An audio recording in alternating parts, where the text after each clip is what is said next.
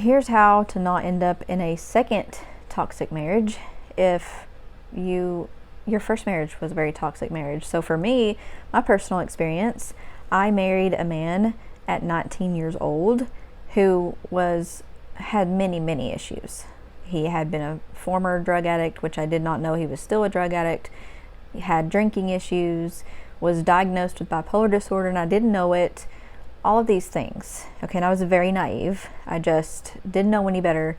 Didn't really have any guidance in my life to really tell me like what I was signing up for, like what was really going, to happen by marrying someone like that. And I didn't really have, like, my father passed away at a young age. I was young and he was young, but so I didn't really have like this godly marriage example because I didn't even have that father in my life. Okay, so I did not have really any standards other than, pay attention to me.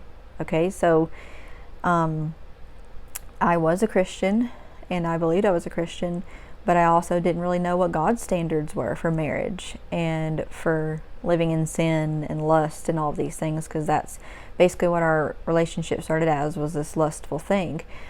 So, anyways, fast forward, we were married, and only because I was pregnant with our first child. Our second child is the child that he shook and gave her severe disabilities and eventually ended her life.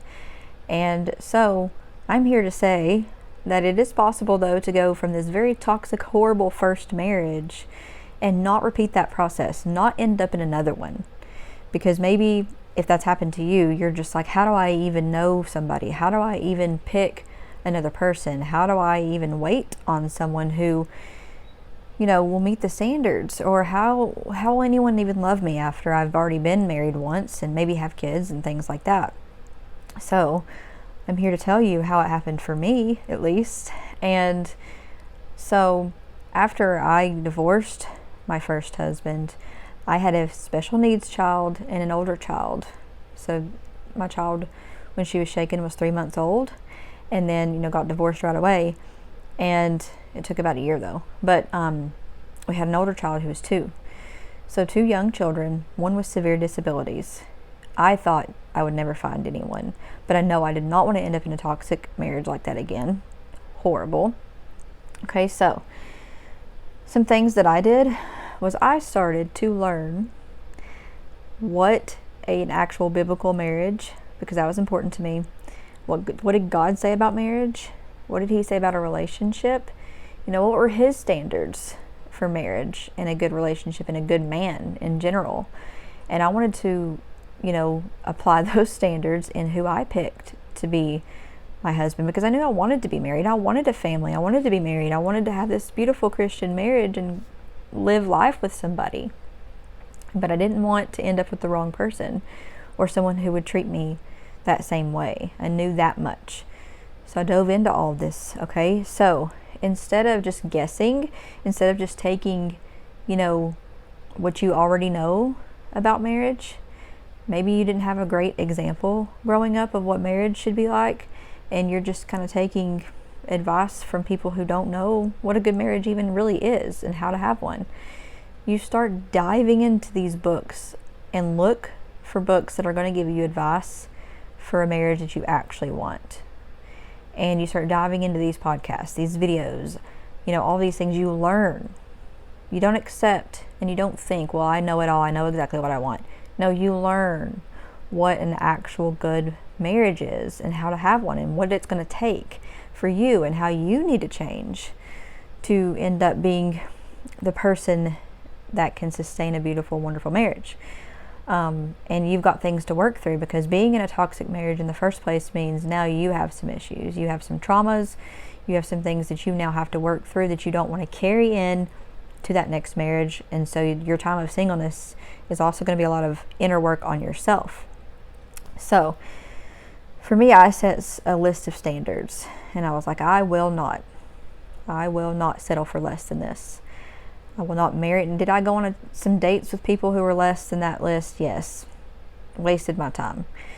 But once I knew that list, and I wasn't going to get married to anyone unless they met those standards. Now, do you have to list out every little thing and expect someone to be perfect? No. But the standards that you set, like they're going, I expect to have open communication. I expect for, in your first marriage, if the person wouldn't even talk to you, which is what happens a lot in a toxic marriage, they won't even have a conversation. You've got an issue going on and they won't even discuss it with you. They're just like, whatever, that's your problem. You get over it. Open communication is the type of thing you would be putting on this list. They don't drink. They don't do drugs.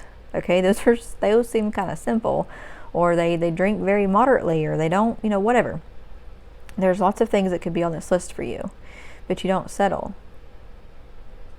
And you've probably settled the first time, which is how you ended up in that mess in the first place. So if my standard was, I don't want to be with someone who drinks all the time, who has to cope with life through drinking, who thinks the only time you can have fun is if you're drinking. And if I had stuck to that, I never would have ended up with my first husband. I'm not saying that makes you a toxic person just because you have a drink, but it can definitely lead to that if that becomes a coping mechanism. You can't cope with life at all without a drink. But that's just an example. So my list had all these things on it, and nope, I did not expect my husband to be perfect. He's definitely not perfect. I'm not perfect. And, we've worked through a lot of things together. But it prevented me from being in a toxic marriage again, because we have a beautiful marriage. This man is amazing, amazing, more than I could have ever imagined. And God sent him to me and me to him. And I never would have imagined just having someone who is so safe, so secure, so loving, so accepting. So, he calls out if he needs to call out something. If I have some kind of sin in my life, I expect him as a godly man to call that out, and our leader.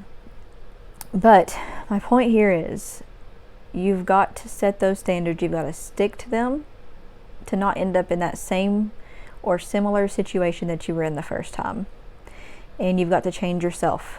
I know that's hard to think about whenever, especially if the person was a lot of them was the reason that you got divorced, or they just left you. Even if they just left you, you still have things that you have to change about yourself before you get into another marriage and relationship. Because you could bring some toxic things into that marriage without even knowing it if you haven't worked on yourself at all. And so start by doing that. Start by working on yourself, getting God's word. Know what God's word says about marriage, about what a man should be, what a woman should be, what a wife should be. And start working towards that even before the marriage even happens.